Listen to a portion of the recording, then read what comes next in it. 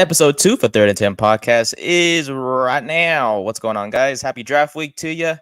Well, What happened? I guess my phone went off, but it's all good. Oh, This is the second episode. I swear something always happens, but regardless, just funny. it always is, man. Happy draft week to you guys. Hope you guys are doing well. Nate, that's Brian here to my right.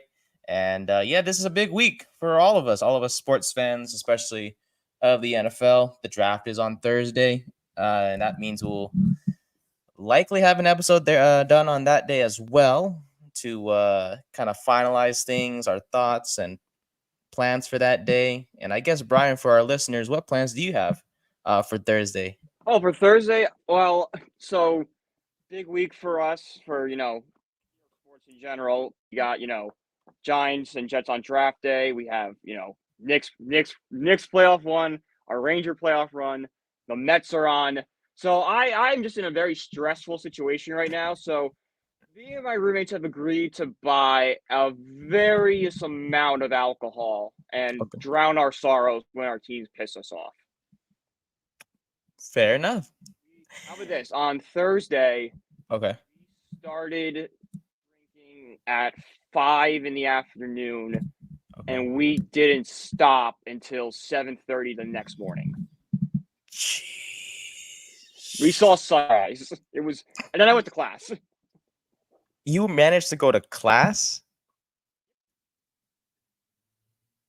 I don't remember much, but I Boy, went to class. I that's was there. commitment. That's commitment, I tell you. I Yeah, I've probably already would have. used all my skips for that class. So if I skipped another class, I would have lost points. So I'm like, well, it looks like this is We're gonna. why I just screwed myself, huh? It's like we're gonna have to wing it. Gonna wing it, and boy, did we wing it. But yeah, well, I mean Thursday's gonna be a big night for you. Big night for the both of us. I don't know how to feel. I'm not sure how to feel. There's just so many things that could happen, especially after the first pick gets announced by Chicago. It's just a Yeah, matter of what's gonna happen it's what after. Washington does that It really dictates does. everything. hmm And regardless, we're talking about this, guys, because today on this episode we'll be discussing a few things. We'll take you for about the next half hour or so. We'll be discussing possible trade destinations the Giants could trade their sixth overall pick, as Joe Shane has received a lot of calls to trade down. So we'll be discussing that. We'll also talk about the Giants' last 10 first round picks and ranking them in a way, and then finally Mm, wrapping up the show with some quarterback, running back, and receiver rankings, because we really haven't released any of that no. on our podcast even before the name change, which was back to the backup. So without further ado, let's get started. Our first segment of the day is presented by SeatGeek. First down is, as you guys know, our first segment. Use the code BELLYUPSPORTS for $20 off your first purchase. Sporting events, concerts, comedy shows, all that stuff. SeatGeek has it all, and it's the best place to get your tickets for a good price. So, SeatGeek, shout out to you. Thank you so much for sponsoring our first segment, known as First Down. All right, Brian. So, the Giants, they could do the easy thing and just stay at 6. Yeah, So I'm thinking like, okay, we could stay at 6, get a receiver, call it a day, relax the rest of the night, move on to day 2. If you're Joe Shane and Brian Dable and the rest of the front office. Unfortunately, the Giants don't really have that luxury because a lot of teams have been calling Joe Shane to trade down or to trade up hmm to 6 and for the Giants to trade down.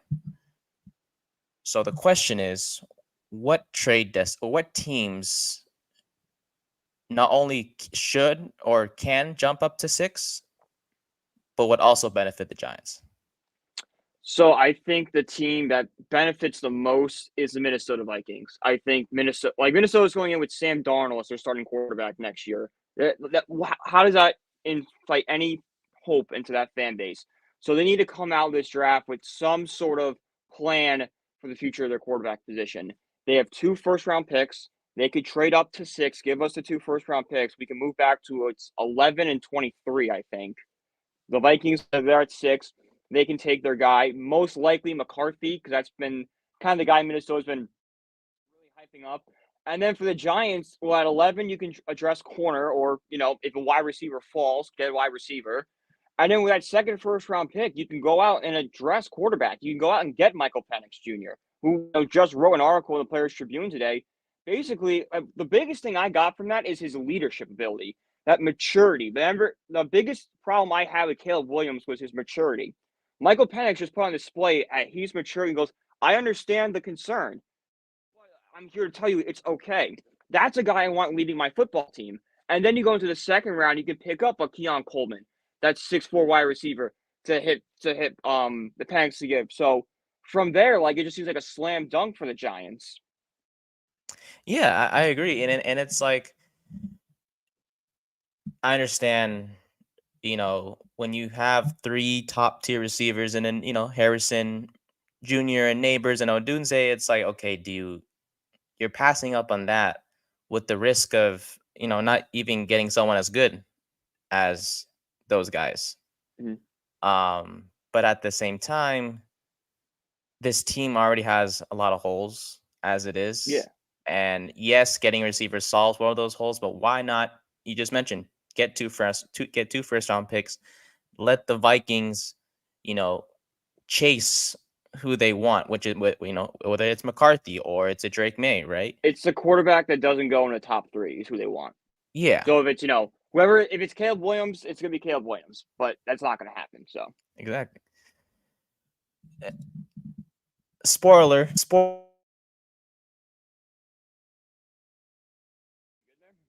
I think we lost Nate. Oh, I he's have to back. get a new mic.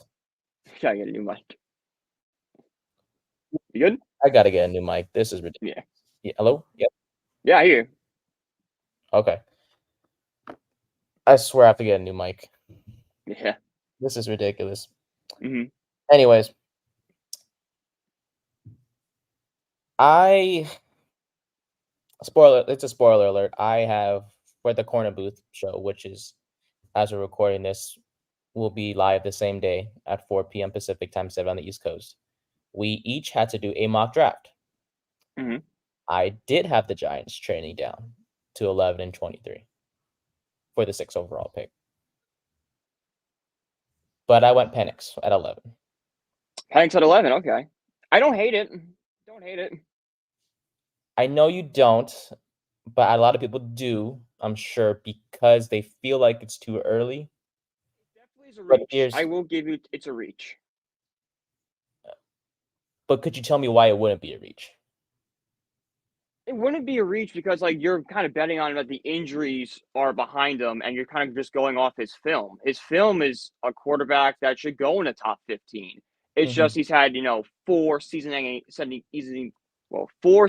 injuries that have killed his draft stock. Like, think about it, he's got 4 season-ending injuries, and he still could go in the first round. That should show you what talent is on that film he's showing us. So, when you put that together, like, 11 is not crazy. Like, 11 is crazy just because of how everything's gone. But in normal circumstances, 11 is probably like a steal. So the reason I wanted him at 11 is because, yes, I could have gone, Quentin Mitchell, the cornerback, or stuff like that. Or, maybe a Bo Nix, for example, because Bo Nix, doesn't really have that injury history. They're a similar quarterbacks, just that Penix has an injury history and blah, blah, blah. Mm-hmm. It's just, I know if I don't get Penix at 11, I'm not getting him at 23. Because you have, another spoiler alert, I do have the Patriots trading with the Raiders in this mock draft. Patriots fall to 13. I'm afraid if the Giants don't get Penix at 11, he might go to the Patriots at 13. And the Patriots get their quarterback of the future, right? If it's not the Patriots, then it's the Saints at 14. Derek Carr, right? If it's not the Saints, it's the Seattle Seahawks at 16. Geno Smith. Why not bring a guy who played at Washington, the same state as Seattle, bring him in, let him develop behind Geno. If Geno stumbles in 2024, Penix comes in, there you go. After that, I guess a dark horse could be the Rams at 19. Matthew Stafford's getting old. So I'm taking the risk only because I'm scared the team's behind the Giants. No, I get that. Yeah. So I really do want Michael Penix, but the trade to get 2 first round picks, it lessens the criticism from people saying, "Oh, it's a reach to get Penix at 11," or "Oh, you could still get him at 23." Mhm. At least I'm getting him now, so that Yeah. way I can still address another position at 23, Yeah. which for this mock draft, I ended up getting Nate Wiggins, the cornerback from Clemson. Perfect. Yeah. Yeah, so You basically just flipped what I did. I had taking the corner at 11 and taking the quarterback at 23, I and then the feel wide you. receiver in the second round. Or even you could even take, Brian Thompson Jr., who I think is underrated Yeah. at 23, and then go corner in the second round. Like there's endless possibilities you can do here and still get really good, talented players in here. Mhm. I mean, just like getting those two first round picks, you can do whatever you want. Yeah. You can get a quarterback, at just whenever. You can get a cornerback whenever. You can get a receiver. It really it opens up so many opportunities Yeah. for New York. So that It's is with Joe one Shane when choice. he first came in. He wants to as many swings in the draft as possible. Mhm. Trading back in 2 first round picks would be getting 2 more swings to get good, potentially franchise altering pieces. Because at the end of the day, like we can say all we want, like, okay, this player is better than this player. But the NFL draft is just a lottery at the end of the day. We have no idea if these players are going to translate to the next level. We don't know what kind of coaching is going to happen or not. So sure, a player might get taken at 23, but that doesn't mean he's not a franchise quarterback. It just means there's some intangible that's just not there yet. See, Cold Irons 0727. I appreciate you stopping by saying I don't think Penix is going to be good at the next level. Just your opinion. And we're all entitled to our opinions. I would love to hear why that is the case. Uh, I guess, Brian, why do you think he'll be good at the next? Is it just because of his maturity and leadership, is it because of his strong arm, or is there more to why you like Penix at Strong the arm next in the level? leadership, I think. I think he has that good arm that can, put down the field, and he just will be a leader of men. He'll be the guys, a guy the guys want to follow. He could be, that leader in the locker room. I would say the same thing. It's just his age. It may be a downside to some, but being 24 years old, you have so much experience. He has a heck of an arm. Played in an air raid offense at Washington. He's not afraid to sling it. And Hmm. regardless of who's playing wide receiver for the Giants in 2024, whether it's Darius Slayton, Wandale Robinson, Jalen Hyatt, whoever they get in the second round this year, if they do chase a receiver, you want a quarterback that's not afraid to throw the deep ball, not afraid to just sling it and just be like, just take the risk of just throwing that into tight spaces or Hmm. wherever the case may be. And Yeah. Penix is that guy. I feel like he is better equipped at doing that compared to a Drake May or JJ McCarthy or a Bo Nix as well. So I really do like Penix, and you read the letter that he released to the Players Tribune. I love the guy. I really do. Yeah, Plus, like that's Yeah. he could honestly that letter could shoot him off draft boards. Like that 11 might not be crazy right now because of I think a team can fall in love with him. I mean, Joe Shane and then Brian Diablo did go to his pro day instead of the UNC pro day when because Mm-hmm. they were both on the same day. So, and people are saying, well, maybe they were there to see Romo Dunze. Yeah, okay, Okay. Okay, but maybe. if they see Romo say, guess what? They have to look at Penix too. Yeah. Yeah. So So like, and they can still fall just because you go to a pro day to watch somebody doesn't mean you're not gonna fall in love with somebody else. Like I remember, and exactly. I hate to use this example, but Dave Gettleman said when he would watch film for the Saquon Barkley draft, he would Hmm. always try his best not to watch Saquon, but would just become encapsulated by him. So like it happens. Sometimes you go in like, all right, I'm going to look at this linebacker, and then you see a receiver make a cut or something. Like, wait a minute, what's that? And then you go find him. You're not doing a good job if you're going to a pro day going, we're close minded, we're just going to look at this one player. No, you should go to a pro day to look at all the players. That's why they have these. So you get a Hmm. first hand kind of what these guys can do athletically. And it helps that Washington has like not just one, but like two or three good receivers. Jalen McMillan, Jalen Polk are two others receivers that stand out for Washington as well. So, you know, the Giants, if they don't get Odunze and they get Penix, maybe they can get him a teammate Yeah. in McMillan or Polk in the later round. So Mm-hmm. I don't know. I love Yeah. Penix. I really do. The odds of him going to the Giants are kind of low-ish to be from what I've seen from various mock drafts, but there's been a few that say he's a good fit. So Yeah. Also, I think that I figured out. I've been thinking about this the other day when we did the mock draft and we did a yeah. running back in the third round, got a C for it. It's because the Giants don't have a need for running back, according to the Pro Football Reference. That's why it tanks the grade. But Well, they like do. they do, but it's like it's just not a pressing need. But it is like a Ah, need. It's a need. true. They could use a back behind Devin Singletary.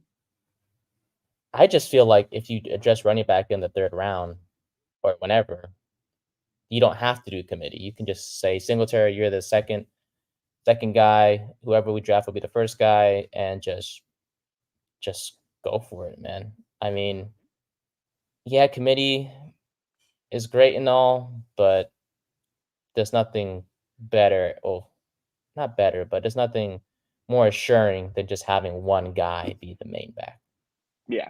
whether it's Trey Yeah. Exactly. Benson or I'm just saying, man, if Audric Estime falls to the Giants, Oh, they're great. Be amazing. he reminds me of Brandon Jacobs. I don't know why. No, He he he does. just Yeah. does. hmm As we shift towards our second segment of the day, presented by Yeats Sunglasses. Use the code BELLYUPPOD for 10% off your order. Stylish, affordable. It's almost summertime. These sunglasses was what you're gonna need when you're at the beach or wherever the case may be. So Yeats Sunglasses, shout out to them for sponsoring our second segment known as Second Down. And for this segment, we'll be talking about our thoughts on the Giants' past 10 first round picks. Bobby Skinner, the co host of Talking Giants, released a tweet yesterday talking about the Giants' past 10 first round picks. And for this one, we're going to talk about, I guess in a way, rank them, but Yeah. also, just say if were they good, okay, or just complete bad picks. Right. Yeah. So we'll start from the bottom and work our way up. And the Of first course. guy is going to be Evan Ingram, tight end. I would say he was okay. I give him a C. Let's see. Okay. A C because like he showed flashes, but like he also had a few like bad moments I think stick out in our heads more, like the drop in Philadelphia in 2020 that would have won us the NFC East. And who knows how different things are if Evan Ingram catches that ball. Like Joe Judge still the head coach because he did make the playoffs, like it's possible. But no, C is perfect for him.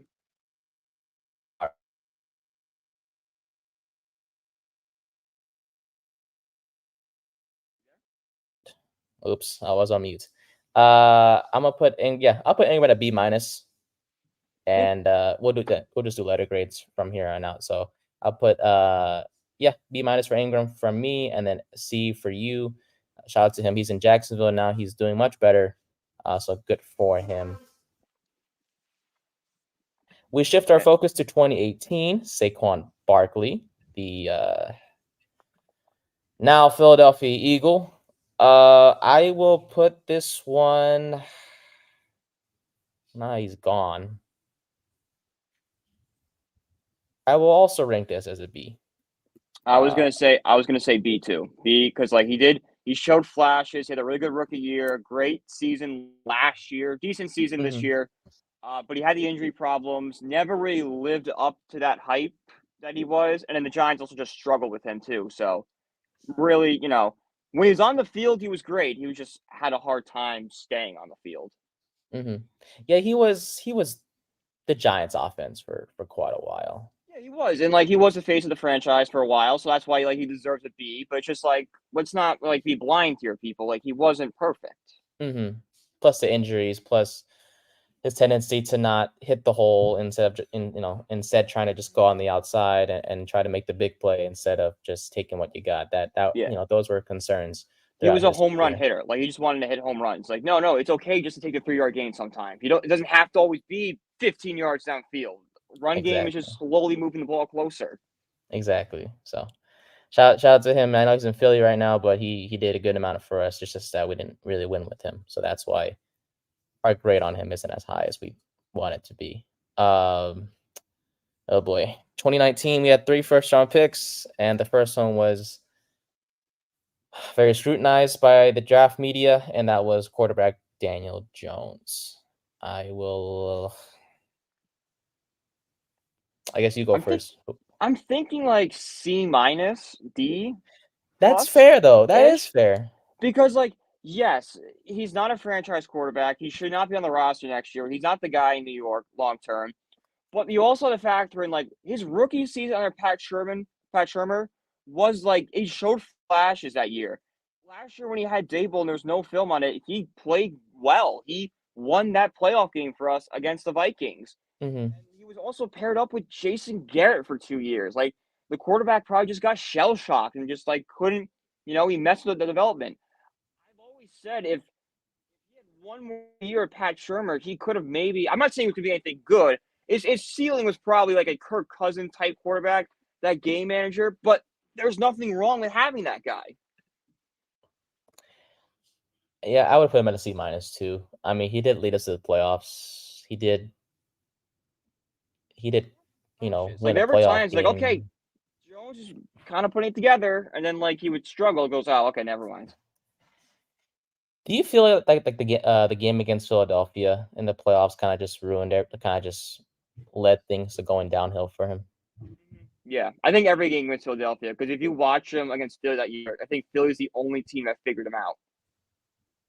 And then after that, it was Dallas took And after over. that, everyone just watched the Philly highlights and goes, oh, wait a minute, this is how we beat him. And then they figured it out. Yeah, Dallas figured it out after the Arizona game. Well, Arizona figured it out for like a half. The Niners figured it out. Seattle figured him out. Everyone figured him out. So yeah, I put him at C minus. I mean, I appreciate him for the playoff win, and leading us there with his scrambling ability and his arm at times. But just It his was fun when confidence was, he was running and like actually good. It was very fun to root for Daniel Jones especially because it's against just like I know Indianapolis. everyone hates him. It's funny. They do, man, and For absolutely no reason, they hate Daniel Jones. he's like the one. He's like the first guy I've seen that people just criticize him for just being him. You could like literally run into a burning building and like save somebody, and they're like, "Well, why didn't you do that faster?" Like, bro. Like, I did it. Like, what else do you want me to do? But yeah, shout out to him. I know he's not gonna be the long term guy, but yeah, he did win us a playoff game, so we'll take it. We shift to our second first round pick of 2019. That was Dexter Lawrence. I would Easy A plus. A plus for me too. Best defensive tackle in the league. A plus. He really is. I mean, if not, he is making an argument for it. I mean, Aaron Donald's gone now, so it's literally between Dexter Lawrence and like Chris Jones. Yeah, and I would take He's a lock for top 3, arguably 1. Exactly. Mm-hmm. Easy. Yep. DeAndre Baker, cornerback. F. Yeah, he's in the UFL now. He was weird. Like, I don't like really remember how he did that year, but he had like the weird off the field thing where like he robbed those people, but then like he didn't rob them. Like it was a weird story surrounding him.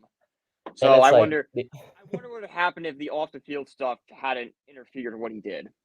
And it's like, did you do it or did you not do it? It's like, yeah, because it seemed like every week the story changed. I mean, now he's doing fine. Like a detail someone hadn't said yet. It's like, but wait a minute, what actually happened? He's doing fine now, though. I mean, I know he didn't do the best for us. I think his last team he played for was the Chiefs in the NFL, but for a few years. Jeez. Huh. Well, he made a play in the UFL like a couple games ago or so. He made like a forced fumble or something. So he's playing football again, and it's just not at the NFL level, which is totally But fine. if he does well at the UFL, what team might not sign and give him a shot? Not us. Okay. I mean, not us, but like we've seen P. Walker was an XFL quarterback, became a Panther starter.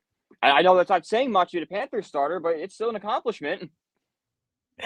Fair enough to me. And then we go to 2020 now, the COVID year, and this one we got Andrew Thomas, and I feel like this is an A plus as well. Yes, it is. Yes, You it know, is. say we want about Dave Gettleman. He hit a home run with Dexter Lawrence and Andrew Thomas. I guess it's one of those things where a broken clock is right twice a day. That's facts. Thomas, arguably one of the best left tackles, if not the best left tackle in the NFL. Definitely top 5 for sure, behind guys like Trent Williams and players like that. But he's the guy, and he's going to be a long-term guy at left tackle for years to come. So He will shout out hopefully to. never wear another uniform that's not the Giants. Does he have an extension with this? Not yet, huh? Yes, yes. It is. Okay. We extended him over the summer. Got it. There you go. 2021, Kadarius Toney. Okay, this is hard because I give him a B+ for the trade and F for the pick. I love that he traded back and got 2 first-round picks for the next year. But Kadarius Toney is a horrific player. F. I would say D because he showed flashes. But yes, he showed flashes. And you're talking about the Dallas game. Yeah. Forget, like, he got ejected for throwing a punch in that game. In the third quarter. So, and then he played the first drive against the Rams the following week, played decently, and then got hurt, and then never stepped on the field again that season.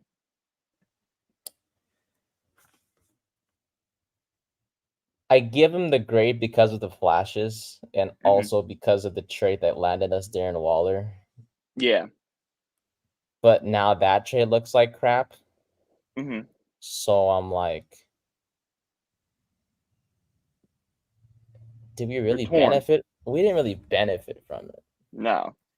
I mean, the Raiders got Trey Tucker with the draft pick that we gave them. Mm-hmm. That's true. From the Chiefs. Yeah. Trade. Yeah. Mm-hmm. Because we traded Toney for a third, traded that third for Waller. That pick that we gave to the Raiders became Trey Tucker. Yeah. Yeah. I would say a D. And it's like he's not gonna do anything anymore for the Chiefs anyways, because the Chiefs are gonna just stink. Yeah. Well, with him there, he's gonna stay on the. I mean, like they can't cut him now because they just lost Rashid Rice. He's gonna face multiple games suspension. Exactly. So we can't cut him in training camp because we kind of need him. 2022, the Giants had 2 first-round picks. The first one was Kayvon Thibodeau. I would give this one a B+ because it's still to be determined. How about you, Brian? I was gonna say B, but yeah, B+. I agree with. He's one of those guys who's shown flashes. The Commanders game in 2020, his rookie year, that Commanders game, we had the sack. He looked decent last year. He had that game against the Jets where I feel like he had 3 sacks against the Jets. Mm-hmm. 3 sacks, and every time there was someone rushing the quarterback, it was him. And then I think being paired with Brian Burns now is just going to excel his game even more. Him and Brian Burns already seem like best friends. On a fishing trip right now together, having a great time. Got a sack dancer ready to go. So these guys are gonna push each other, and I think it's gonna be there. It is, yeah. Iron sharpens iron. It's gonna be great. I love these two, man. What they're fishing for, though. I wonder. I know Jameis Winston was fishing for tuna the other day, and he was interviewing them. That's a funny video. You haven't seen it online. Jameis Winston is interviewing tuna and basically asking them why can't they swim on land. It's one of the funniest videos I've seen. He interviewed a fish. The fish is literally flopping on the deck and he's asking it questions. Water. A wise friend told me that they're just simply trying to swim away. Well, fish, how does it work swimming in the air?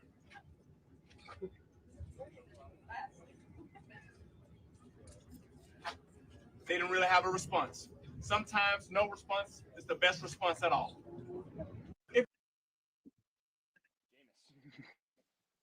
I love Jameis Winston. He's so funny. I wish Jameis Winston worked out in the NFL. He was so great at Florida State. When he got I've probably told this story before on this show, but when he got suspended at Florida State, I forgot why he got suspended. I think it might have had to do with him stealing the crab legs. He got suspended, and the game he was suspended, he was out on the field warming up in pads and stuff. And I think Jimbo Fisher was a coach at the time. He goes, "You're not playing. Go back in the locker room." Oh, my bad. Yeah, I remember that. It's like, what are you doing? I feel like you're trying to be like. Notice you were out there. You know, He's trying to be you're sneaky like a with third it. string linebacker. You're Jameis Winston, the starting quarterback. He really tried. He was like, I'm gonna try to play. Screw what coach says. I'm gonna try to see make it work. Oh, bad. What do you mean you're bad? I think he's with Cleveland now, right? As a backup, I believe. He's somewhere. No, he's yep. He's a Browns. The only 30-30 season. History. Not the 30-30 that we're looking for either. It's 30 touchdowns and 30 interceptions. The other first-round pick in 2022, which is Evan Neal, I'm going to give that one a C at the moment because I want to see if the Giants put him at the guard, and we will evaluate him from there. But what do you think of this one? Yeah, I agree with C. C. You know, if the long-term plan is him as tackle, it's a D. But if he's going to move around and stuff, it's a C. C until proven otherwise. I really do think you put him at left guard next to Andrew Thomas. I feel like that's gonna work out. Yeah, I do too. And they put John Runyon at right guard and because he reminds me so much of Eric Flowers, and Eric Flowers moved to guard in Washington and played great. So why can't it work? There's so many stories of great college tackles moving to the inside and having good NFL careers. Mm-hmm. And as we shift towards our final first-round pick, and that was Deonte Banks last year. I really do like Deonte. I know it's too early to tell, but I'm putting him at a B right now because he did show flashes of being that cornerback number one. Plenty of work to go, but I think a solid B is the right way to go. How about you? I mean, I would love to give him an A, but it's one season. I give him an A on the season, but I can't give the pick an A right now because there's just so much we don't know about him. So I think B is fair. Alrighty. So that will do it for second. Now, I want to shift back to first down because we'll call it a booth review because I feel like something was wrong on first down. And we'll go back. I want to go back to our first segment, and that was I forgot to mention to you because I know we talked about the Minnesota trade situation. Mm-hmm. But I did not mention to you about the possibility of Denver.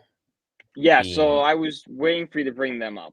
Yeah, my apologies. Go ahead. No, you're good because I looked it up. I'm like, oh, I guess Denver has a higher pick than I thought, but they're definitely a team that could sit and pick up Michael Penix because they're at 12 right now. Mm-hmm. I saw a mock trade the other day, and it might be one of the most insane mock trades I've ever seen. It was the 12th overall pick, a 2025 first-round pick, and Patrick Surtain, 6th overall pick. And we have breaking news. We got a rumor right now. We have a bidding war for 3. It's the Giants and Vikings are most active in pursuing the Patriots pick, according to Adam Schefter. Giants and Vikings are trying to move up to 3 right now, according to Schefter. Uh-oh. Yep. To 3? And if you've seen what the Patriots have asked for 3, it's a lot. What are they asking for? I saw at one point they wanted like 3 first-round picks or equivalent to 3 first-round picks. I'm not sure how true that rumor was. I saw it, but like that's way too much. If we have three spots, I'll say it's 6. Let's see. They're underwhelmed. The Patriots have been told they've been very underwhelmed by the offer. So I think they're gonna sit there. Unless Minnesota calls or the Giants call last second and give them just an offer they can't refuse. I see Minnesota. Minnesota is very realistic. You don't trade for another first-round pick for nothing. Mm-hmm. You can give them next year's first rounder. Because you're already missing 1 first-round pick. And the talent in Minnesota is it's good enough to the point where the pick that they're going to trade to the Patriots anyways for next year isn't going to be that high. No, let's say because it's probably gonna be May or Daniels there.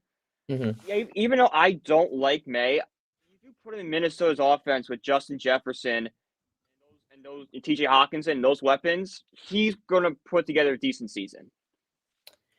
Chris O'Hara is the quarterback coach there, I believe. He was the quarterback coach with Stafford when he had his great year when the Rams won the Super Bowl. So maybe he can work out with May because they're probably similar as quarterbacks play style wise. I would say if McCarthy goes 2 to the Commanders, which I really do think he is going to go number 2. I have a gut feeling. I'll explain at the end of the show. No. I'm interested to hear it because I unfortunately think McCarthy could go top 3. I just don't think he deserves to. Exactly. That's part of the point I wanted to get across. But I think for me, the Giants, you trade up to 3 if and only if Daniels is there. Exactly. And you just give up. I don't care what it is. You give up this year's first rounder. Daniels. Exactly. You give up this year's first rounder, next year's first rounder. I don't know, maybe a draft day type of trade like we saw in the movie.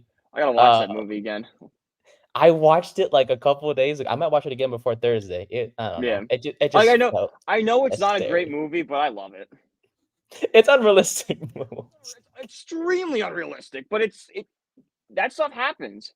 Like I heard an NFL executive say that outside of like the big trade where you had all the teams calling each other and stuff, that was very realistic. Like when the Bills called and offered like the 2 picks and the 2 players, that was realistic. That was realistic. When the Texans called Sonny Weaver Jr. and asked about Vontae Mack, that's happened before. Like so, because there's realistic elements. It's just the main part of the story is completely unrealistic at all. Who trades 3 first rounders and then gets it back? No. That was my big gripe with the movie. Like, you shouldn't have gotten all 3 first round picks back. You should have like figured out a way to get get 1 back, but not get all 3. And then the trade with the rookie GM from Jacksonville. 3 second round picks. Like, what is this? No, that's way too much. And then when the Jaguars, I mean, I know the Jaguars are morons, but they're not going to trade, what was that, the 5th overall pick? Yeah, it was a 6th pick. Overall pick for 3 seconds? No. You need at least 1 first. And then when they before the deal was made for the 3 first rounders back, Sonny Weaver was like, "What else do we need?" And it was like, special teams. It was the special team. Putney. Yeah, whatever his name. Putney. I was like, what? Why would you? I'm like, they gave up more for the 6th overall pick than from the 1st overall pick? No. Oh, what a mess. I don't know. But at the end you got to suspend your reality for a second. It's a movie. The movie was good. The movie's there to entertain you. It's not there to be a realistic. If you want a realistic version of the NFL draft, watch the NFL draft on Thursday. As we shift towards our final segment of the day, that's going to be Third Down, presented by Righteous Felon Jerky. These are the type of snacks that you need in your pantry, folks. Use the code BELLYUP for 15% off your order. One of the best beef jerkies out there. Great snack to have. So shout out to them for sponsoring our Third Down segment. This is where we're going to rank our quarterback, running backs, and wide receivers quickly before we head off. We'll start with the quarterback. Brian, who are your top 5 quarterbacks in this year's draft? My top 5 quarterbacks. So even though I don't like him, I don't think he's a giant. I do have Caleb Williams going number 1. He definitely has the most potential of anybody in this draft to be good. Number 2, I had Jaden Daniels. I love him. I think he's going to be so good in this league. At number 3, this might come as a little bit of a shock. Michael Penix Jr. Hey, there you go. I like it. Michael Penix. I like Penix a lot with the arm and that leadership. I probably would have had him 4 before I read that Player Tribune article, but now I definitely have him at 3. And then 4 and 5, it's Drake May and JJ McCarthy. Like they're I don't love either one of them, but like they're better than the rest. Fair enough. I have the same thing as you. I just love Penix. He has a heck of an arm. He can sling it with the best of them, honestly. And if it wasn't for Caleb or Daniels, Penix could be arguably the best quarterback in this draft, especially if he never had that injury history. But hey, and things happen for a reason, right? And maybe this is what Penix had to go through. Maybe he was supposed to be injured because Brian Daboll's the only coach that would know how to use him. There you go. I like that reasoning. Hmm. I just switched McCarthy and May. McCarthy at 4, May at 5. I feel like May is more of a project. McCarthy ran a pro-style offense at Michigan. That's fair. Yeah, that's Mhm. simple as that. Running Yeah. backs, not as loaded of a class in terms of first-round No, and talent, but it's a lot. The two top guys have ACL problems. Like Jonathan Brooks exactly. is the consensus number one, but he's like, they're not sure if he's gonna be ready for camp. Like Hmm. they're aiming for July 1st, but it's like that's not a guarantee. And then and ACL injuries are always kind of scary to deal with. So I kind of want to put Terry Benson ahead of him because like he's already kind of recovered from the ACL injury and like he's been described as an Adrian Peterson type running back. Like Hmm. anytime you have AD, comparison, I'm taking it. I probably have Benson 1, Brooks 2, Wright 3, Allen 4, Irving 5. Ooh, I like that. I have Jonathan Brooks at 1, Wright at 2, Benson at 3, Estime at 4. I don't know. I'm very high on Estime. I really am. I think No, yeah, you he's would. I mean, I would love Estimate, but I just don't. not Put him in the as top 5. okay. And then I have Blake Corum at 5. So differing standpoint on that, but That's good. that just It's shows my debate. lack of running backs. Yeah. Wide receivers, I feel like this is a bit easy. But go ahead. What's your receiver Yeah, list? so wide receivers, it's very simple. It's the big three. It's Marvin Yeah. Harrison, Malik Neighbors, Undunze. At 4, I have Brian Thompson Jr. And for me personally, at 5, since you threw SMA in there, I'll throw Keon Coleman at 5. Really? I like Keon. Oh. I just think he would fit the Giants so well. Like just big. He just gets you those Amari Toomer vibes, just like that big guy that Eli can just throw the ball. Oh, I would like him. I really would. I think, especially, it's very manageable to get him at the position the Giants are in the second round. mm-hmm. Especially if they somehow trade down and maybe get even more picks. Who knows? Yeah. Same as you. 5, I put Adonai Mitchell, the receiver from Texas, 6'4", big Yeah, so body guy. he's 6 for me. Yeah. Yeah, big body guy. I like him. Probably gonna go with the Chiefs if he falls. That's the lowest he's gonna fall is to Kansas Yeah. City. So Mm-hmm. I know quickly we have to go, but I will explain my McCarthy reasoning real quick. So I guess we're going on 4th down again. Go. The odds for JJ McCarthy have fallen from 20 to 1 to now 11 to 1, apparently, according to FanDuel Sportsbook. And you may be thinking, oh, okay, well, that's stupid. That's just odds. Who cares? As we know, Jalen Daniels was supposed to meet with Washington. Supposedly, it was supposed to be by himself, but the Commanders were stupid and they hosted 4 of them. It was McCarthy, Daniels, Penix, and May. So Daniels' camp is unhappy. Yeah. So, in my opinion, I'm thinking, okay, Daniels is out of the picture. What about Drake May? Drake May is a project. He's not what we think he is. No. So the And they just Commanders, traded the guy that started ahead of him too. Sam Howell started ahead of Drake May at UNC, and they just traded him. Really think they're going for another UNC quarterback?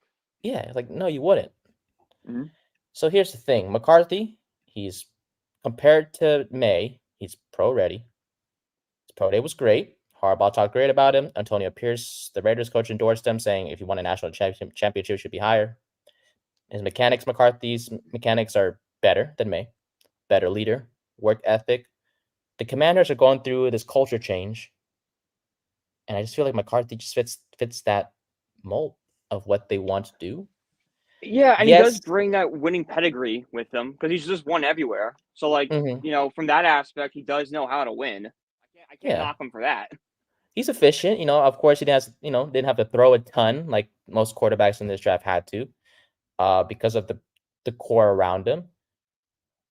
And it's just, I don't know. If the odds are falling this low, that just shows the NFL, the league is more high than we are as fans on him. So with the Daniel situation, I don't really like Drake May going there.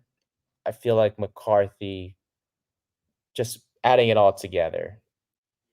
It sounds bad, like bad reasoning. I know it does. I just think he's going to go to Washington. Yeah, I got you. Well, that'll do it for episode 2. we will hopefully be back on Thursday before the day of the draft, and we'll find out, man. If we record something that day, we'll be all antsy and everything, but we'll see what happens, dude. I'm very we will. excited. I'm very Very excited. excited. So thank you to you as always, my guy. I appreciate you. thank you. And thank you guys for watching and listening to the 3rd and 10 podcast. We'll be back with you hopefully on Thursday, and we will get you a draft episode at regardless this week. So good luck to your teams. Good luck to our Giants. And yeah.